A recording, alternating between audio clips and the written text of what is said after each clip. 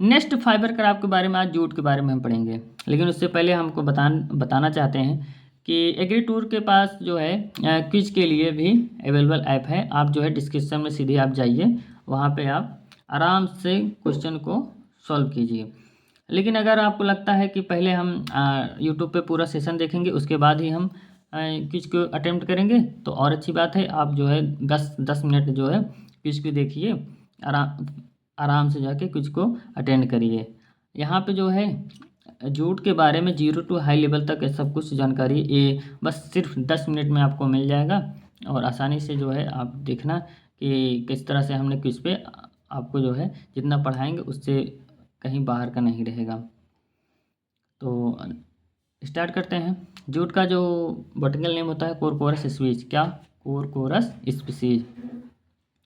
Next देखते हैं families का टिलियेसी होता है, इसका 2n। अगर क्रोमोसोम नंबर की बात करते हैं तो 14 होता है। 14। अगर ओपी उत्पत्ति स्थान की बात करें, इंडिया है। आप बताइए कॉटन का ओरिजिन प्लेस कहाँ है, क्योंकि मैं पहले से ही इसको हम लोग पढ़ा है। ये इसे बास्ट या बास्ट फाइबर भी कहते हैं। और कॉटन को आप जो किस नाम से जानते हैं ये भी कमेंट करके बताइएगा। और इसको गोल्डन फाइबर के नाम से भी कहते हैं। फिर नेक्स्ट देखते हैं jute is a parenchymatous fibre. जो ये बताइए कि जो कॉटन है वो कौन से हैं, उनके कौन से भाग से हम लोग रेशे बनाते हैं। इसका तो हम लोग समझ गए हैं। पैरेनकाइमेटस मतलब होता है उसके जो छिलके होते हैं वो सेकेंडरी फ्लोएम होते हैं। अगर पूछे सीरीज, इसमें 3 क्वेश्चन है सर। पैरेनकाइमेटस के हो सकता है, सेकेंडरी फ्लोएम भी हो सकता है, या फ्लोएम हो सकता है, क्योंकि जो उसके फ्लोएम होते हैं या उसके छिलके होते हैं उसी से हम लोग फाइबर बनाते हैं।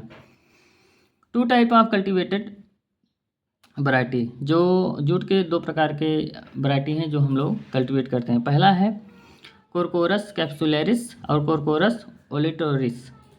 कैप्सुलरिस में इसमें क्या करते हैं, ऊंची नीची भूमियाँ भी हो सकती हैं, और ये हमेशा जो है पानी पानी अगर रहेगा तो वहाँ भी चल जाएगा, नहीं पानी है तब भी चल जाएगा। और इसको हम लोग टीटा भी कहते हैं। टीटा, जो कोरकोरस कैप्सुलरिस उसको हम टीटा भी कहते हैं। कैप्सुलरिस को हम लोग सबसे ज़्यादा उगाते हैं। कि अगर पूछा जाए सबसे ज़्यादा कल्टीवेशन कौन सा जूट का करते हैं, तो हम लोग कैप्सुलरिस का करते हैं। लगभग 70% क्षेत्र पे उगाते हैं। और ये जो है 6 से 7 महीने में तैयार होती है। कौन सा? Corchorus capsularis. कोरकोरस ओलिटोरिस के बारे में देखते हैं। यह अपलैंड पे, मतलब जहाँ पे वाटर लॉगिंग की समस्या नहीं होती है, वहाँ पे हम लोग इसको ग्रो करते हैं। और ऐसे मीठा पाट या टोसा भी कहते हैं। मीठा पाट या टोसा भी कहते हैं। टोसा कभी कभी आता है। टोसा को और क्या कहते हैं, तो ओलिटोरिस। कोरकोरस ओलिटोरिस। यह पूछता है कि टोसा किससे संबंधित है, जूट से संबंधित है। 4 से 5 महीने में तैयार होती है। ये जो है बहुत जल्दी तैयार हो जाती है, 4 से 5 महीने में। आप जो है पूरा वीडियो देखिएगा, उसके बाद डायरेक्ट जो है क्विज पे जाइएगा, डिस्क्रिप्शन में आपको मिल जाएगा। आराम से टेस्ट दीजिए, उसके बाद बताना कि आपको कितना नंबर गेन हुए। नेक्स्ट देखते हैं। इसका अगर पीएच है 6 से 7, यही लगभग रेंज चलता है। कुछ चीज़ धान उन या ऐसे कुछ चीज़ को छोड़ करके बाकी सबका जो है थोड़ा यही रहता है, marginal. National institute for research on jute and allied fibre technology, ये कहाँ पर है? कोलकाता, वेस्ट बंगाल में। टाइप ऑफ जूट, ये क्वेश्चन बहुत ज़्यादा रिपीट करता है। National institute for research on jute and allied fibre technology is Kolkata में है। और अगर टाइप ऑफ जूट की बात करते हैं तो, और सोइंग टाइम और ओरिजिन इसका कहाँ है, तो capsularis, Corchorus capsularis, Corchorus olitorius. तो मार्च अप्रैल में इसको सोइंग करते हैं, कोरकोरस कैप्सुलरिस को मार्च अप्रैल में। अप्रैल मई में थोड़े से 1 महीने बाद जो है ओलिटोरियस से करते हैं, इसीलिए ये उसके साथ ही तैयार होता है। इंडिया या बर्मा क्षेत्र होते हैं, इसीलिए हम कहते हैं इंडो बर्मा, यानी इंडिया और बर्मा के बीच का जो क्षेत्र है। और ओलिटोरस जो होते हैं ये अप्रैल मई में करते हैं, ये अफ्रीकन होते हैं। क्या होते हैं ये? अफ्रीकन। लेकिन हम लोग जो है ज़्यादातर कोरकोरस कैप्सुलरिस का यूज ज़्यादा करते हैं और ओलिटोरस का कम करते हैं। जनरली जो सोइंग टाइम होता है हम लोग दोनों का मार्जिनल ले लेते हैं, तो अप्रैल में हम लोग सोइंग कर देते हैं, तो इसका जो रिजल्ट आता है बेस्ट आता है। नेक्स्ट देखते हैं जो हमारा वाइट जूट होता है यानी कैप्सुलरिस होता है, उसका जो सीड रेट है 7 से 10 kg प्रति हेक्टेयर होता है। और स्पेसिंग की बात करते हैं 30 से 5 सेंटीमीटर, यानी 30 सेंटीमीटर का जो स्पेसिंग होता है। और ये टोरस या टोसा जो होते हैं, टोसा, और ये वाइट है, ये टोसा है। तो टोसा का जो 5 से 7 kg उपयोग करेंगे और 25 से 5 सेंटीमीटर रखते हैं। नेक्स्ट देखते हैं इसका TD1। अगर पूछता है TD1 किससे संबंधित है, TD1 किसके लिए उपयोग करते हैं, TD1 का क्या मतलब है, तो यह एक प्रकार का जूट का जो ग्रेडिंग सिस्टम है वो है। तो ये TD1 से TD7 तक रहता है, और अगर TD1 है तो इसका मतलब है बेस्ट क्वालिटी का जूट का रेशा है ये। फाइबर रेट की बात करते हैं 20 से 25 कुंटल प्रति हेक्टेयर होता है। फाइबर जो होता है इसका 20 से 25 कुंटल प्रति हेक्टेयर होता है। और स्ट्रिपिंग क्या होता है, स्ट्रिपिंग जूट के पौधे को काट कर 2-3 दिन धूप में सुखाना जो है स्ट्रिपिंग। ये क्वेश्चन जो है ऐसे पूछ ही लेता है कि स्ट्रिपिंग क्या है या स्ट्रिपिंग में क्या होता है। तो इसमें क्या होता है, 3 से 4 दिन तक हम लोग इसको धूप में सुखा देते हैं ताकि उसके पत्ते झड़ जाते हैं ना, उसके बाद उसको बंडल बनाते हैं। तो रेटिंग क्या होता है, रेटिंग ये बहुत क्वेश्चन एकदम फेमस है कि रेटिंग के लिए कितना टेम्परेचर होना चाहिए, तो ये 34 सेल्सियस होना चाहिए। और या थोड़ा धीरे धीरे चलते हुए पानी में इसको रखते हैं ताकि इसमें माइक्रो एक्टिविटी हो सके या रेटिंग की क्रिया हो सके। और ज़्यादातर हम देखते हैं अगर इसका ड्यूरेशन क्या होता है तो 8 से 30 दिन होता है। ये जैसे गर्मी रहता है तो उसको कम रहेगा, और अगर ठंडी का समय है तो इसमें स्ट्रिपिंग की क्रिया होने में ज़्यादा समय लगता है।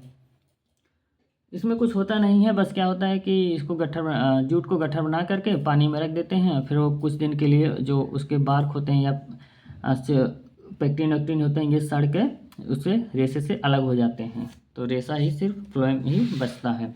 नेक्स्ट देखते हैं जो हमारे अगर देखते हैं ड्यूरेशन, अगस्त और सितंबर में आप अगर उसको स्ट्रिपिंग की क्रिया करा रहे हैं तो 18 से 20 दिन का समय लगेगा। और स्ट्रिपिंग फाइबर एक्सट्रैक्शन होता है, इसमें क्या होता है, रेशे को निकालना स्ट्रिपिंग कहलाता है। स्ट्रिपिंग क्या होता है, फाइबर को जो अब तो जब रेटिंग की क्रिया हो गई है तो उसके बाद कौन सी क्रिया करते हैं, स्ट्रिपिंग। पहले क्या करेंगे, रेटिंग, फिर उसके बाद स्ट्रिपिंग। अब एक नेक्स्ट होता है रीबोनिंग। इसमें क्या होता है, ये ज़्यादातर चाइना में फेमस होता है और ये ताइवान में। इसमें क्या करते हैं, हरे ही जूट को काट करके उसके रेशे पीट पीट कर निकाल लेते हैं, फिर उसको क्या करते हैं अच्छे से धुलते हैं ताकि उसका जो ऊपर का रेशा है जो फ्लोएम है वो छूट जाए अच्छे से। फिर उसमें क्या करते हैं धूप में इसको हल्के से सुखा लेते हैं। इसमें रेटिंग की क्रिया नहीं करते हैं।